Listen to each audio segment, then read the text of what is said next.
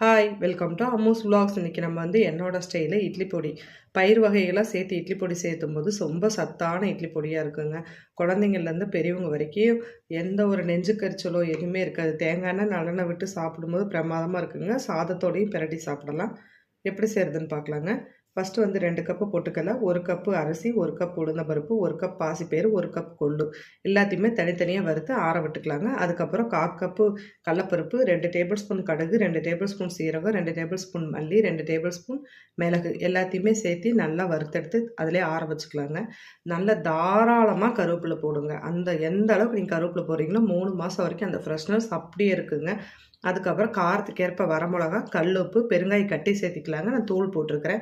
எல்லாத்தையுமே தனித்தனியாக வறுத்து நல்லா ஆற வச்சு மிஷினில் கொடுத்து கூட அரைச்சிக்கலாங்க. நான் மிக்சிலேயே 1 by 1 அரை மணி நேரத்துலேயே அடைச்சி நல்லா ஆற விட்டு ஏர்டைட் கண்டெய்னரில் போட்டு வச்சேங்க. 3 மாதம் வரைக்கும் செம்ம ஃப்ளேவராக